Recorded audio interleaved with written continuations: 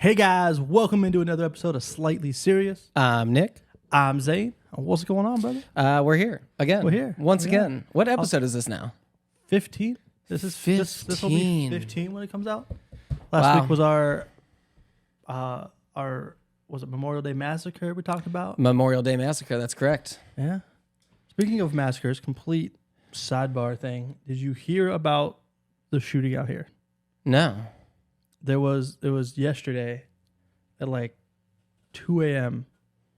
Apparently there was technically still was like, it was early yesterday, like 2 a.m. There's like a block party going on nearby. Apparently a car like drove by the block party and just opened fire, and like 25 people were shot on like the east side of Akron. One guy was killed. I said like multiple people in the party like fired back. But yeah, my mother messaged me about it and asked if I knew anything about it. So I looked it up. But yeah, it was kind of crazy. Holy shit. This was when? Yesterday? Mm-hmm. 2 days ago? Literally. Oh yeah, as soon as you type it in. Yeah. Witnesses, what does it say? Hold on. I'm trying to pull the... Witnesses doorbell camera captures chaotic scene after Akron shooting left 1 dead and 25 injured. There's a video? Yeah, it was like a... Can you pull up the video with audio? That's what I'm trying... I think this is trying to load here. It's just running an ad. Yeah. Oh my gosh, man. That's wild.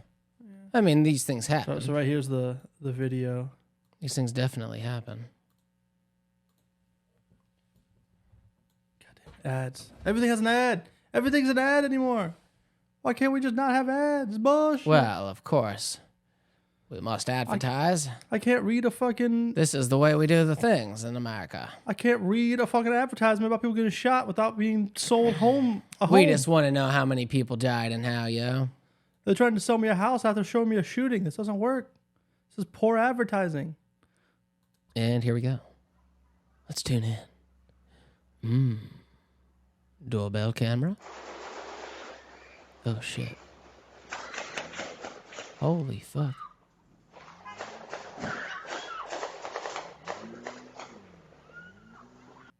That's a lot of shots, bro.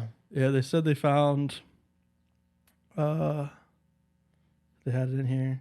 They found like 30-something shells, a couple guns. But yeah, it was... What? Do they know why yet? No. Do they have any idea what occurred? Or they're asking people to, like, if they know anything to come out.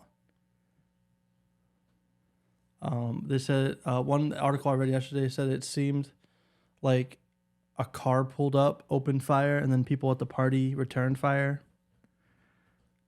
But they were like asking, and one of the other things asking, like he says, like, yeah, the way the shell cases from were the laid scene, out, that was crazy. Witnesses share what they said at the mass shooting in Akron. That was crazy.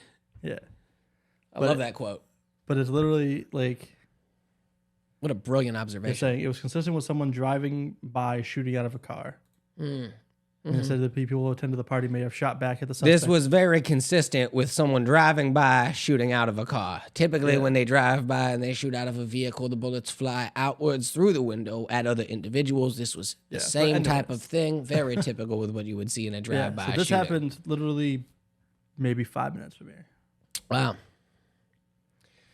Crazy stuff. Well, I'm glad that they confirmed it was a drive-by. At least it seems like they've covered that. Yeah, but then they're saying like there's no one in custody, nothing like that. Mm-hmm. They don't know who it was. Nope. Interesting. But yeah, one guy died, and there was like 25 others that were hit. A couple were in like critical care. So it goes. That's just, it's wild. Wow. How like close that shit was. So that's how many blocks from you, would you say? Blocks? It's not really a matter of blocks. It's a 5-10 minute drive. Okay. To like the other part of town. Mm-hmm. But like, it's still crazy thing. That is wild. But yeah. Well, damn.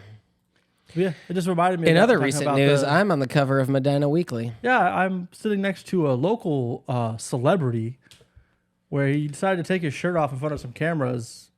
And right on, baby. This motherfucker right here, this motherfucker who's pretending. Look at his fucking jean shorts. Those jean shorts, dude? I think they are. You got jorts on? You got jorts on? No. What?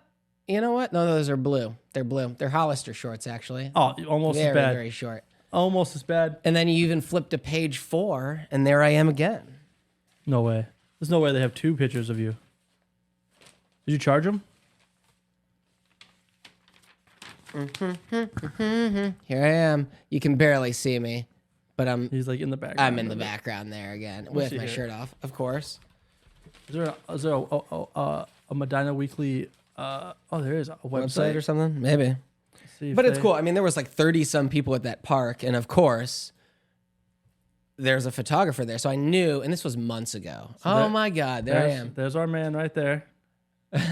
I knew that there was a photographer there, and I knew he was taking pictures. And I even asked him, I said, "Are you like part of the Medina Weekly or something?" He's like, "Yeah." And he said that he was going to post something about the fact the park was redone, you know. But like, we knew he was taking pictures. We knew all that. What I didn't know was that of all the people at that skate park, I was somehow going to end up on the front. Yeah. So here's the cover. So here he is again on the other page, on page 4. It's in the background, all a bunch of kids, and he's like, "I'm gonna take my shirt off. That way I get the attention." And he's like, "I don't understand how I got front page." Like they're not gonna try to advertise this shit to all the mothers in the area. And he's like, "This guy's shirtless, but he doesn't have a chest tattoo." Yeah, so we gotta go with the guy with the chest tattoo. He looks equally as great up there. I mean, he's chilling, but he's probably underage. But he's a background piece. He's just a back. You were action shot. Yeah, he's action background. Shot. And then we got a brilliant photo. Then we got knee pad McGee. Yeah, Scruffy McDuffins. He's got the knee pads on lock. He looks good though. I mean, honestly, I should be wearing knee pads because I've fucked up my knees so many times. I do like the long sleeve with the shorts and knee pad. Mm-hmm. Like he wasn't sure what the weather was gonna be, so he prepped for everything. So prepared. He's got the tennis shoes with the shorts and knee pads. This was an 86-degree day. In case it cooled off, he had the long sleeve. Yeah, he was covered. He didn't want to burn. I caught a nasty burn that day. Yep, but there's our boy. There we are. There we are. Hollister's and someone's girlfriend. Yeah, who's behind? I never noticed that. If you zoom in between my legs, it was just someone's girlfriend's just chilling. You can see. But yep, we got a local celebrity. I think it was the guy in the knee pads. I think that's his girl. He's really standing far from her, though. He's like, I'm going to stand over here. She's like, I'm going to sit over here. That way no one knows I'm with him. He's not happy. But not skateboarder Nick Natale. There you go. Now you know. Now you know my full name. Skateboarder Nick Natale. Yep. It's out there for you all. Yeah, this was delivered to 21,000 people. Saw your picture, man. 21,500. It's the probably, select 500 that really matter. I'm giving a couple 500 probably just throw that thing away. I'm sure 21,000 throw it away, and 500 might actually hold on to it. Is more like it. I was trying to be nice, all right? Of that 500, maybe 3 of them recognized me. I am not a very big deal. It was just the right place at the right time and the right amount of shirt being off of my body. He's like, "Oh my God, a camera? Let me take this shirt off. Let me get right in front of that." But yeah, that's pretty cool. I almost went to the newspaper as well. It's almost as cool as these glasses I bought for $2 that I refuse to take off my face because, despite the glare coming from our lights in studio, and you know the thing about them is they're not that noticeable on your head. You can almost not even know that you don't even see them. I didn't even know I had them on until I felt them again. Definitely know you have them on. Oh, you see them? Oh yeah. Oh, they're pretty. Do they stand out? Oh yeah, especially the glare that bounces off every time you look at the lights. Is that what it is? The fact that we're inside changes my whole reality. Everything is now a certain shade of yellow. Yeah, that's what those are night glasses actually. They make everything the brighter. Yellow lenses are usually used for night vision. I like them to like dull lights at night so you can drive. Mm-hmm. Oh yeah. Yeah. So yeah, we got a local celebrity. It's so cool now that he wears sunglasses inside. They're not sunglasses. Again, I can't stress this enough. They do not protect me from the sun at all. If anything, they make the sun brighter. Well, they're supposed to be for night. It's also not nighttime. We're also inside. So they have maybe no use. Aside from the fact that I like the shade of my reality now. I just feel more comfortable in a certain shade of yellow. You might be high. I don't do drugs at all. And in fact, I've never smoked the word drugs. I've never do drugs. I've never consumed any substance outside of Jesus Christ.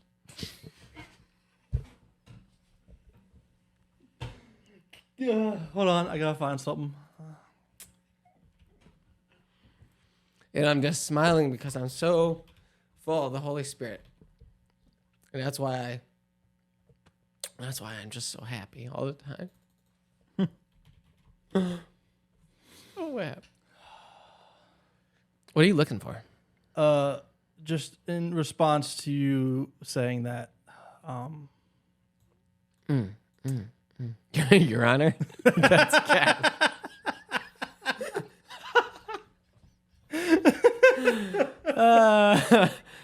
Oh shit! Your Honor, that's Cap. Oh shit! But how's your week been, brother? It's been great. I spent so much time with my kids, and it was my grandmother's 85th birthday. 85? Mm-hmm. God damn! Could you imagine just living to be 85 years old and still be able to walk, still be able to move my around, great-grandma, I think, still talk like was you're still a normal walking human. and doing shit at like 85, 86. Completely lucid. Yeah, she had my great grandma had polio and was still like independent. Explain polio for those that aren't familiar with this disease. It's a disease, right? Yeah. So polio, Or is it is an infectious disease caused by the polio virus. Let's pull up the old Wikipedia.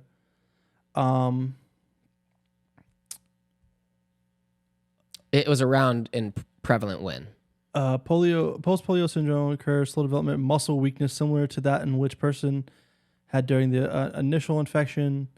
Highly infectious spreads. So like it was really common, especially early 1900s. That's when my great grandma was like born. But you know, it does a lot of things. It's not good. Stuff. You don't want it. If like there's a list of things that you'd want to achieve in life, polio is not typically one of them. But so she had to, because of the muscle weakness she had to wear leg braces.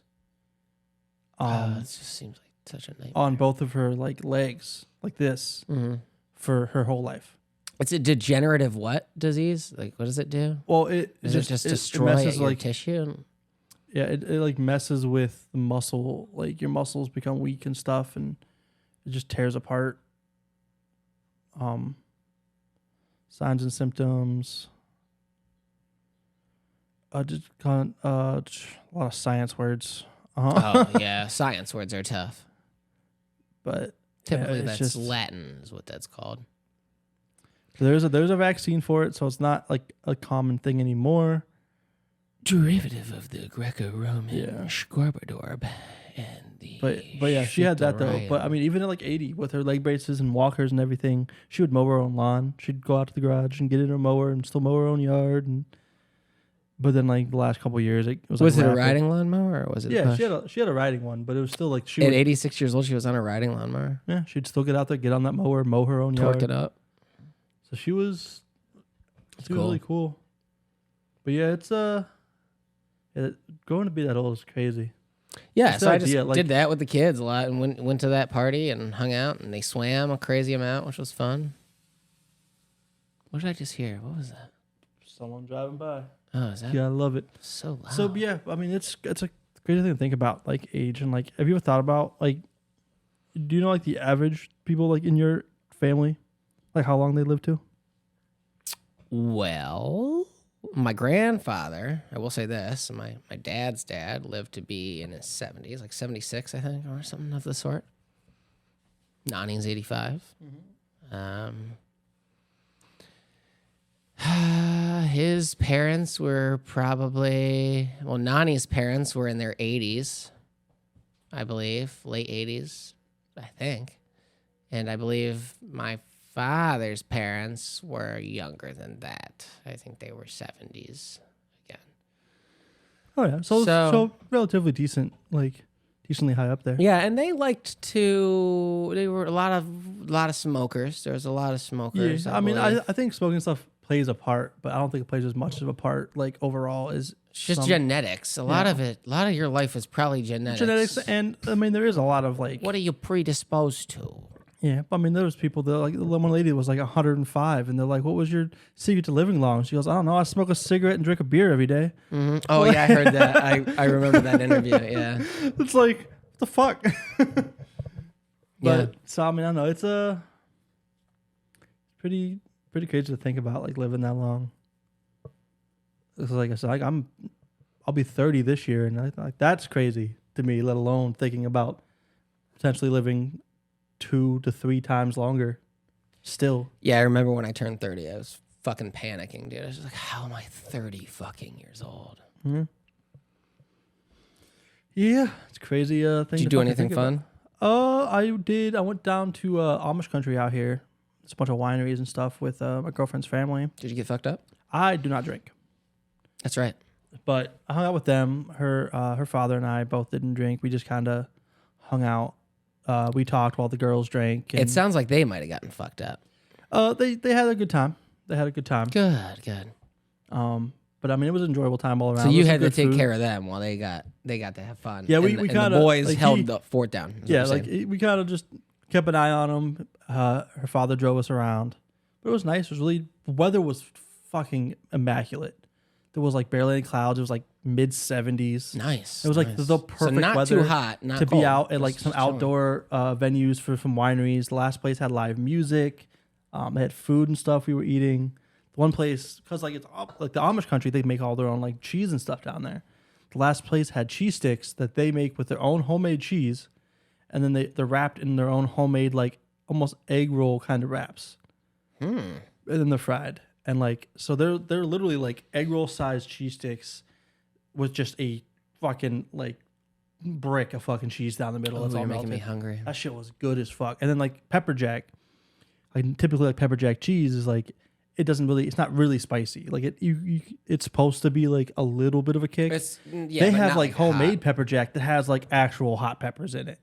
So you like eat the cheese and there's actually a spice to it. Ooh, and it's got a good taste. It's not like really hot, but you're like, damn, there's a kick to it. Mm-hmm. And unlike store-bought pepper jack, which really doesn't do anything.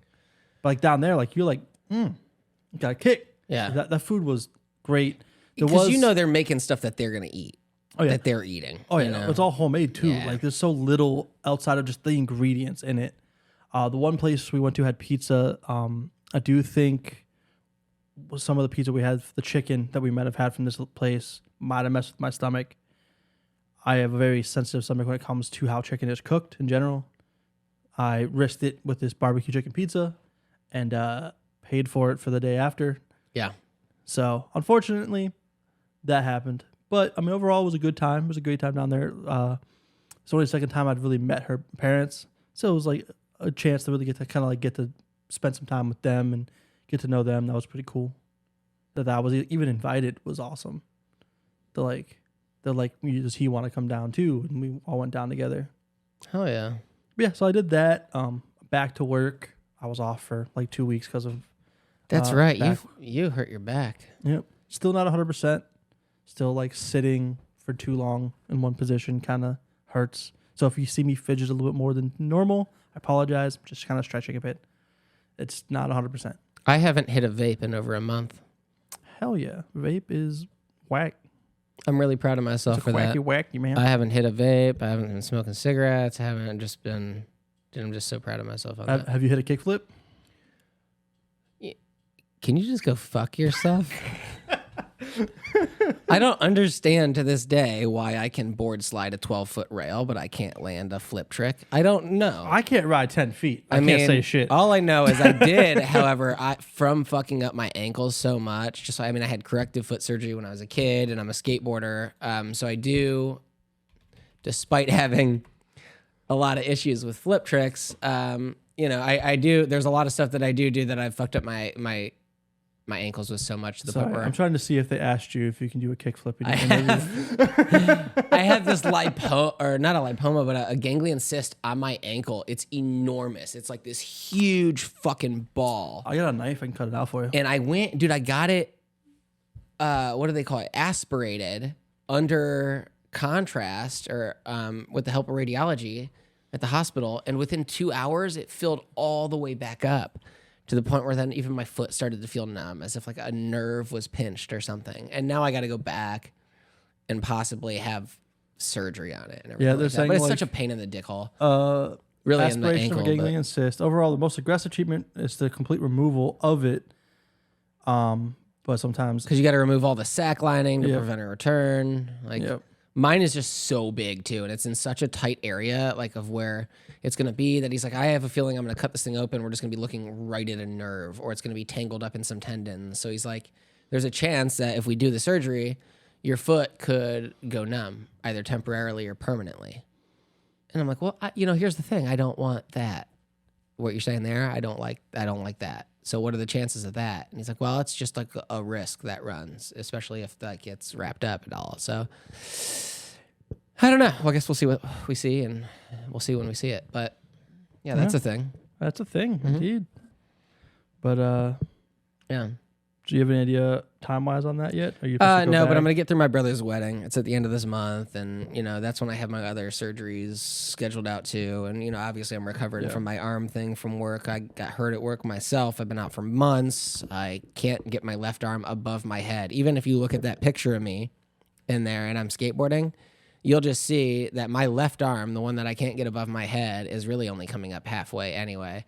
And typically when you're skateboarding, like in order to balance yourself, like you have to, you throw your arms up, your arms go up above your head, kind of like as a wing, like to help your up and down. But my left arm can't get above that point. So almost at all times when I'm skating, I'm not going to stop doing the things I love. And like, that's a huge outlet for me, And like, even when that came out on the magazine, my parents pointed out to me, like my mom specifically, was just like, I hope this doesn't backfire on you at all, and they don't see this and go, well, he's skateboarding.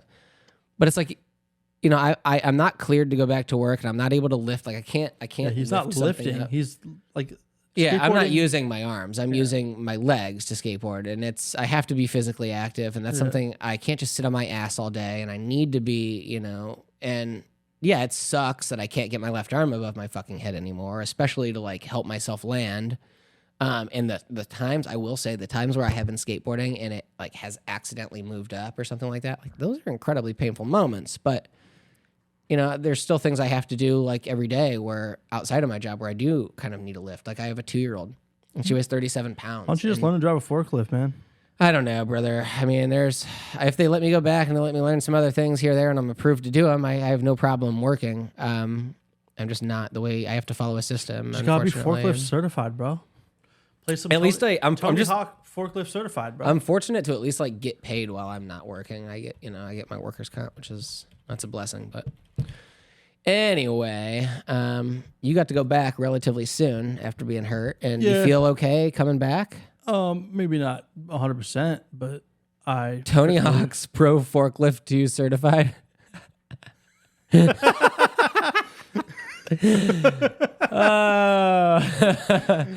Tony Hawk's Pro Forklift Certified 2. That's to do with the forklift jumping. He's like fucking hanging off the back. I love it. Tony Hawk's Pro Forklift Certified. Oh man, I want to go play Tony Hawk now. When I go home, I'm going to grab my Switch and I'm playing Tony Hawk. Yeah, I just because they took this picture and then fucking made it a Tony Hawk. What a great game. Just like completely. What was that other game? It was like Dustin Hoffman's BMX. I never played the BMX ones, but yeah. I have that meme of the Tony Hawk forklift certified saved on my phone. I ran into it yesterday. That's why it was still in my mind. Yeah, that's good. So I was like combining the skateboarding and I had to do forklift certified, and I was like, well, here, Tony Hawk's forklift certified too. Too cool, man. Do a fork flip. Fork flip? Yeah. A 360 backside fork grind with a propane flip. That sounds like a recipe for disaster, dude. Yeah. But hell yeah, man. It's been a pretty eventful week. You are still reading books you've read before. And I'm rereading Slaughterhouse-Five by Kurt Vonnegut, which I'm almost done with again. This man could have read a whole library, but he just read Kurt Vonnegut's entire I know. library. I'm just 14 reading so times. much. I love Kurt Vonnegut. Listen, Billy Pilgrim has come unstuck in time. Billy has gone to sleep a senile widower and awakened on his wedding day. He has walked through a door in 1955 and come out one in 1941. I guess we're in Nick's Book Corner. Book Corner.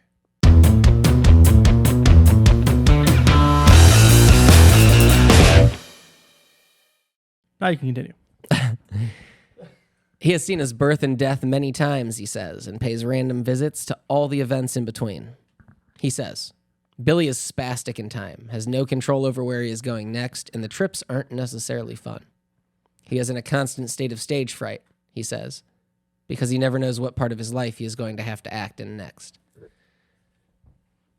It's pretty wild. But it was Kurt Vonnegut's attempt to write his Dresden book. He was a prisoner of war, was captured, and after a certain amount of time in captivity, was brought down into a meat locker underneath a slaughterhouse. Slaughterhouse 5.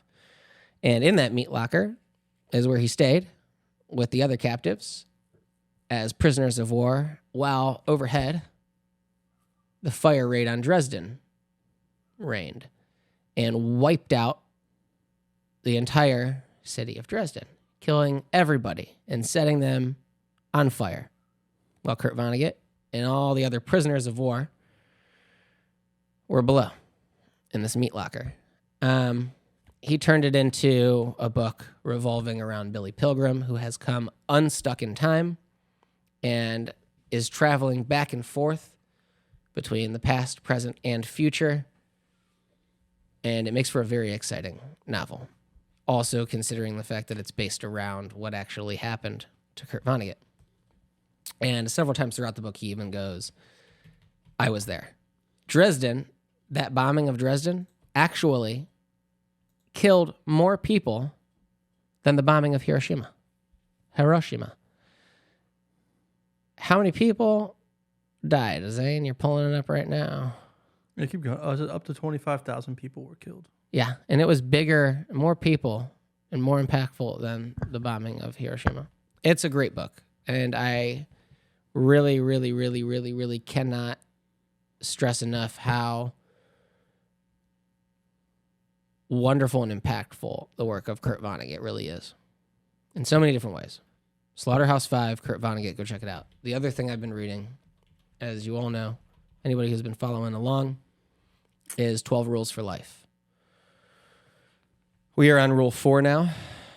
Just a quick recap of the past few rules. One amendment to your claim. So Yes. It said originally with the bombing of Dresden, it was reported figures of 200 to 500,000 had been killed at Dresden, but it was later falsified, saying that it was closer to 25,000. Hiroshima was 140,000 combined between there and Nagasaki. 74,000. Nagasaki, about the same. And it said it was originally said what for Dresden? It was originally 200,000 all the way up to 500,000, but then it was later saying that the real numbers were like 25,000. Still a lot of people. I wonder how they would go from 500,000 people to then saying 25. Are you on Wikipedia though? Well, it's because the German government ordered its press to publish falsified casualty figures. Oh. And death tolls as high. And the inflated figures were disseminated in the West for decades. Notably by David Irving. Who announced that the Holocaust documentation event. he had worked from had been forged and that the real figures were 25,000. So Okay. the German government was trying to inflate the numbers to make it a big. Okay. Still a lot of I'm people. glad you clarified that. Yeah. Still But a lot of people. Still a huge fucking bombing, and he was held in the meat locker below. Yeah. But yeah, no, thank you. Thank you for that. But yeah, back to 12 Rules for Life, which Zane originally told me to start reading, and then we were going to discuss one by one the different rules while he listens to it on audio tape, being that he's in a truck for his job, and I read it. We did Rule 1, stand up straight with your shoulders back. You old lobsters. Good old lobsters. You old lobsters. Rule 2, treat yourself like someone you're responsible for helping. Take care of yourself. Just do it. You're worth it. You're important too. You're worth it. 3, make friends with people who want the best for you. This motherfucker. People who really want to help you are the ones you should be around. I don't know if these glasses are the best for him, but I'm letting him do his thing. You know, it's good Because he to, cares. good to have your He's individuality, I going to guess. see what's going on. Rule 4, That's where we are today. our week's topic of conversation. Compare yourself to who you were yesterday, not who someone else is today. That's a base level seems pretty straightforward idea. It's just the matter of don't compare yourself to others. Just kind of do what you want to do your life. See where you have gotten from your past. Just because, like, the idea that there's always going to be somebody with more, somebody with better. Let's just take our other YouTube channel, for example. I was like, we could sit and look at our numbers, comparing them to other people that do similar things, and be like, what the fuck are we doing wrong? These guys have millions of views. But then you look and they have better equipment, they have a studio, they have this and that. And I'm like, or we look at ourselves and we're like, this video we just put out is doing better than our last video. For instance, the last video we did within a certain period of time claimed hundreds of views comparatively to so not even hitting 50 in months. Our last video is our most viewed video in a week, and it has more views than any of our other videos have had in months. Which is a brilliant achievement. Yes, and I said we're proud of what we've done, but that's the idea, though. It's just like the idea that there's always going to be somebody with a better car or what appears to be better, given that we can't even see our own timelines or we experience time the way we do. Materialistic wise. Yeah, you don't even really know, though, like what the outcome of somebody who's better off right now might be in the next minute or two. So it's like, as long as where you are is moving forward from where you were, then you're in the right direction. And even in times where you are right now is in a worse spot than where it was yesterday, then your focus for tomorrow should be getting yourself in a better spot than you were right now. So I believe in the book, how he puts it is like, do something today to make your life marginally better. Yes. Just one thing. It doesn't have to be a crazy, like, big step. But like today, you make your bed. So tomorrow, the bed's, or when you get back home, like, your bed's made. Or you clean up a little bit, and then your next day you have less to clean. Or you just set yourself up, like you eat a little better today. Or you prep meals for the week, so now your week goes smoother. Like, just doing little things to better yourself, better your life, push yourself forward. Like, if you're somebody who reads, you want to learn stuff, take an hour and just learn something new. You take an hour every day to learn something new. 365 days. That's a lot of new shit you can learn in a year. Just a little bit of time every day. Even if you took 10 minutes a day to look up new shit.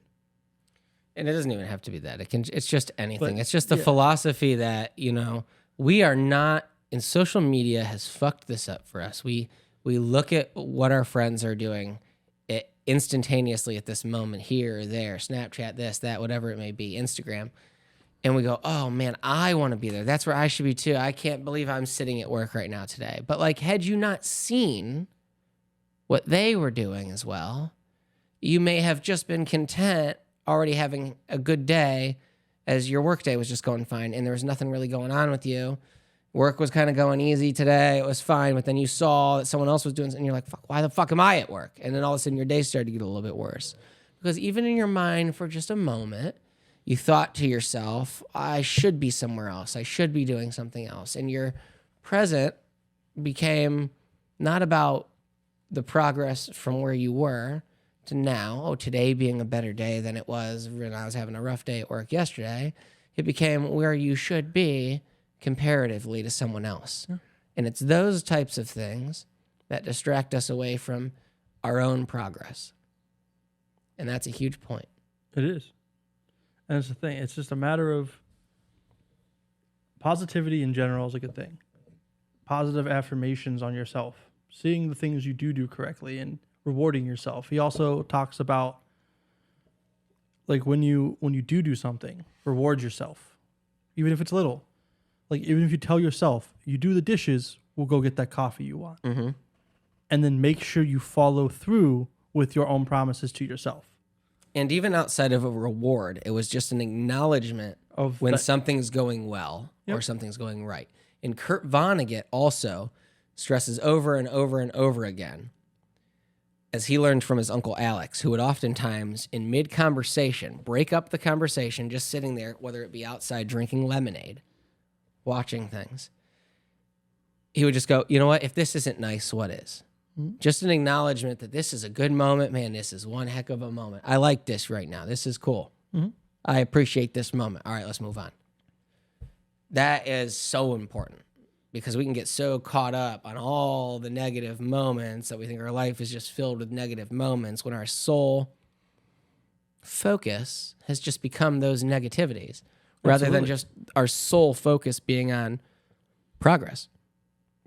If all we did was just acknowledge our progress from one moment to the next rather than our non-progress from one moment to the next, then that would be our intent. That would be our reality. I don't even think the idea of progress as much as just acknowledging. I think this goes a lot hand in hand with what rule 2, that treating yourself like somebody worth taking care of. Mm-hmm. It's just realizing that like you are important and everything. Like the moment you do, even if you have a day where something goes wrong, acknowledging that that's just a moment.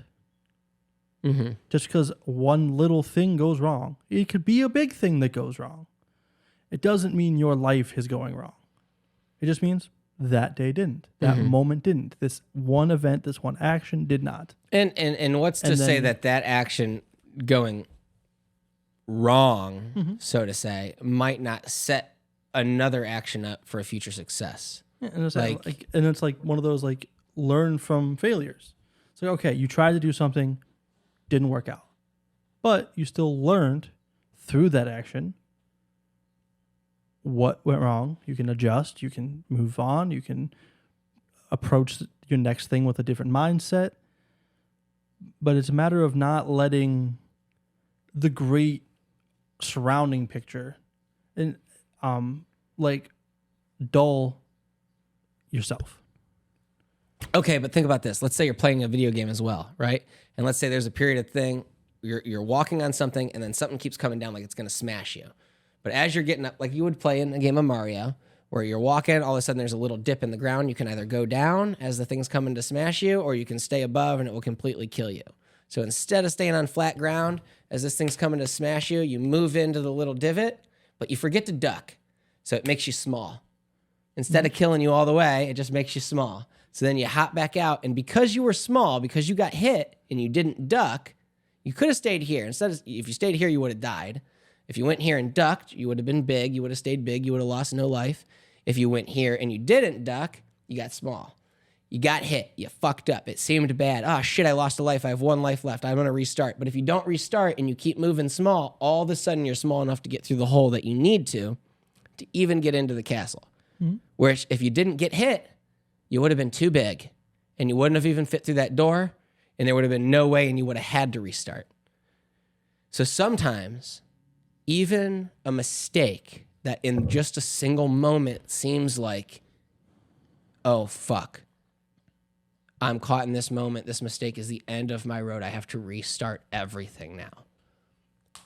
I think in a lot of circumstances, because we can't see the future, that mistake put us in a position where all of a sudden we're able to get to the next area. Mm-hmm. And if we didn't make that mistake, we wouldn't have even gotten there. Yeah, there's many things that can be like that.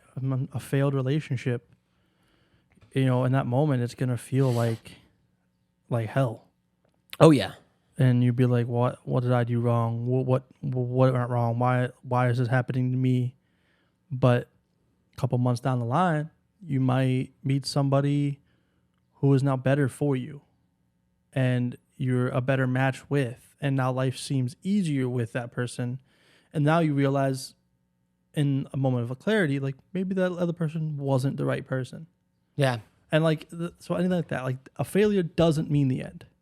Sometimes it can be a turning point to something better, a bridge to something better. That's not to say it's not hard in that moment. Oh no, and it's never to take away from that. Yeah, and because a lot of times we are trapped in a moment, and that's what I love about this book so much too. That Slaughterhouse-Five book, when he starts talking about Zane becoming unstuck in time and knowing already, he goes, having already known, he goes, I know. So at one point in the book, he marries this really like fat, obese, non-attractive woman that really no one in their right mind, he says, would marry. You know, he's like, why am I doing this? But he goes, I also know that in doing this, I inherit her father's company later on. And, you know, there's really no majorly negative moments in my marriage. He goes, I already saw my timeline and I know that by doing this, you know, this happens for me and this happens for me. And from this point forward, actually, it's a rather undisturbing marriage. And she's very kind to me and I treat her with equal respect. And he's like, so in any other time, I would be kind of thinking about this or regretting this decision or go, how's this going to turn out? How's this going to turn out? How's this going to turn out? But since I already know how it's going to turn out, I'm just fairly confident in every decision I make, you know, or I just know how it's going to be. But like, I don't know, that's what I think about sometimes. I have to like step back to get myself outside of a moment. And I go, I am trapped in the ember of this moment. I am just like a mosquito trapped in amber. And I just cannot see anything outside of how fucking shitty this feels. My heart, whether it be heartbreak or this or that, you're just like, God damn it. But if we could just see how it all is supposed to work out and if we could just, you know that each failure is like a key that unlocks the next door, we would really just kind of be content in our knowledge that even failures are not failures. They are just the next step. Yeah. I mean, failures are a failure, but it's a matter of not letting them defeat you. Because failure is a thing. But it's just a matter of what do you do when it happens? Do you let it defeat you? Do you let it overtake you? Or do you learn, adjust, and move? And that's the biggest thing that comes with it. Do you just let it win? Or do you take it and use it as fuel to move on? Yeah. Because I think ignoring that it is failure is not healthy either. Because failure is a thing. When you say failure, I mean, for one, let's pull up just the definition of failure, if you could, just the Google definition of. We're comparing ourselves. Once again, rule 4: compare yourself to who you were yesterday and not who someone else is today. So, failure on the Merriam-Webster dictionary is the omission of occurrence or performance. So failing, I like specifically a failing to perform a duty or expected action. So if my goal is to put a bunch of money into the stock market, make a bunch of money off the stock market, I fail at doing that, I have failed. If by failing at doing that, I have now learned, either gotten better at using the stock market or have learned that at this moment in time I am not qualified enough to make certain decisions like that or something like that. Failure has multiple definitions, like depending on its use. So like it says, the omission of recurrence. So like failure to perform. So not doing something at all. So that is failure. Not acting is failure. This is what it's saying. Like if you don't pay your rent, you failed. And failed to pay it. Yeah. A state of inability to perform. So it has the thing here of kidney failure. When something stops working. An abrupt cessation of normal functioning. And then, so like your power turns off. Your power has now failed. Failed to go to work. Yeah. And then fracturing under stress. So like when a building collapses, that building is now failing. It's a failed building. And then there's the lack of falling success. Short deficiency. Yeah. Well, the lack of success. So it's when you are doing something, but it doesn't work out. That is the one that really falls into a lot of what we're talking about. Is like you try something.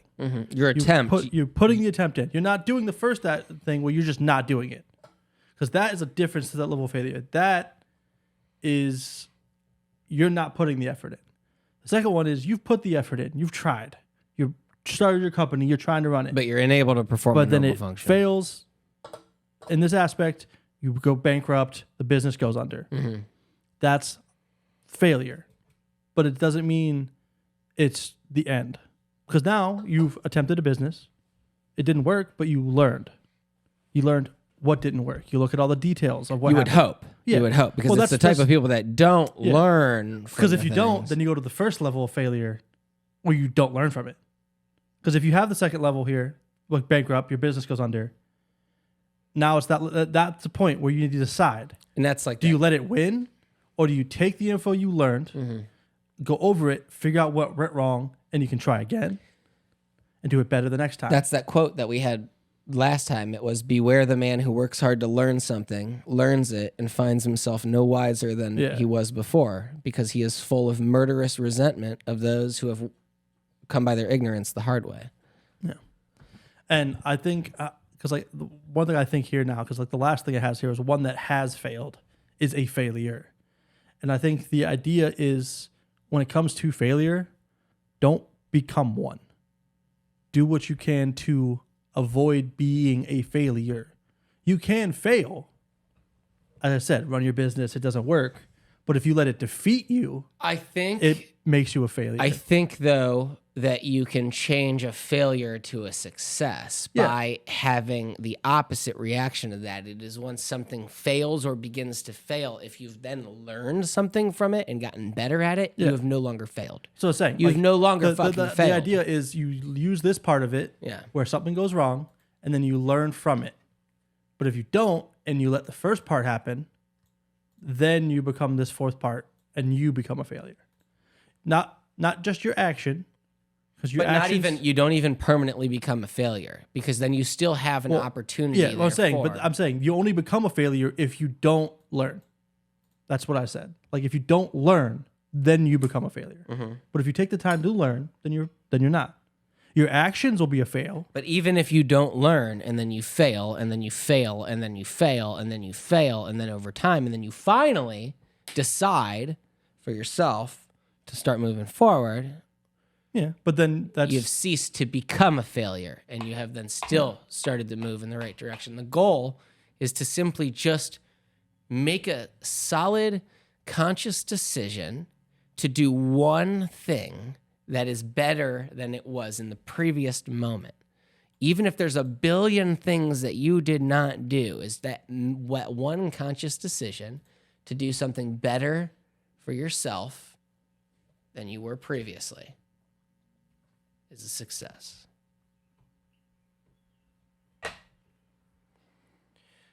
And that is pretty much the end of Nick's book corner. What else you got for me? I don't have a whole lot more. Sorry to check my phone. Got some shit going on outside. I know you do. I have a missed call, so I will need to figure out what's going on with that. But outside of that, there's not a whole lot. So just ready to get back to work. Work on some stuff with the studio, a lot of editing and stuff to learn. We got some plans for both channels and stuff like that. Yeah, we do. So that's been going well. Yeah, we do. For those of you who don't know, we have another channel. It's called No One Asked. We're going to put the link in the description. It's a game show kind of show, sometimes using whiteboards, sometimes just pure background. It's a lot of fun. Go check it out. Definitely subscribe this, subscribe that. And if you could, please just go say hello to your mother for me. And tell somebody you love them. A little bit of a shorter episode, but we appreciate you. Like, comment, subscribe, and we'll see you soon.